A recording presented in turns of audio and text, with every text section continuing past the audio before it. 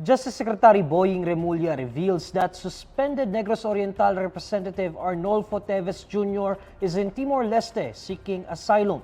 Our Justice reporter Tech Torres Tupas fills us in with the details live. Tech? Neil, suspended Negros Oriental Representative Arnolfo Teves Jr. is in Timor Leste, Justice Secretary Jesus Crispin Remulla said. He said based on the information given by the Philippine ambassador to Timor Leste, the lawmaker entered Timor Leste a week ago trying to seek special asylum status. He said Teves was seen in Timor Leste's capital city of Dili, where he applied for a protection visa with the intent of asylum. A one-page letter of Remulla to DFA Secretary Enrique Manalo said that the DOJ has taken steps to designate Teves as a terrorist under the Anti-Terrorism Act of 2020, and he has already asked the Anti-Terrorism Council to create a technical working group to work on the designation.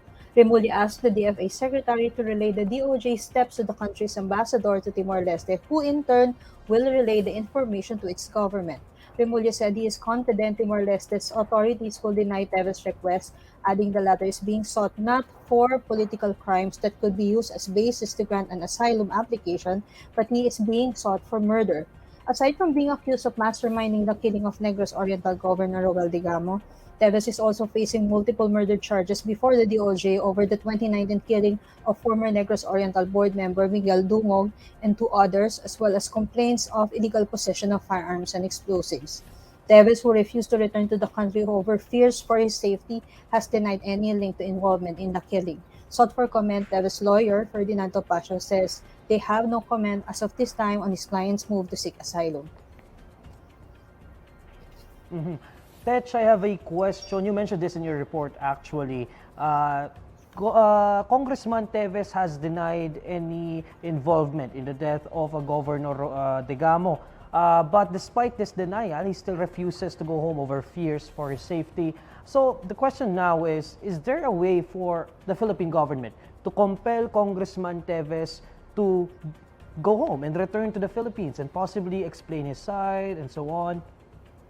One of the possible things that the government can do is seek the help of the international police or the Interpol and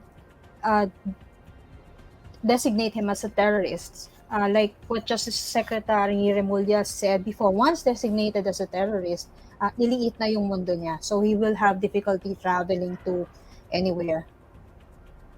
Another possible way that they could compel him to go home is by by the court issuing an arrest warrant against him. What's taking it so long for the court to issue an arrest warrant against Congressman Teves? Currently, all the complaints against Congressman Teves is undergoing preliminary investigation before the DOJ. So we are waiting for a resolution from the prosecutor's office if the case will either be dismissed or if it will be filed before the court. Once it's filed in court, we again have to wait if the court will determine that there is enough basis to issue an arrest warrant. So there are still a few more steps to follow before an arrest warrant could be issued. Thanks, Tech. That's Tech Torres Tupas reporting live.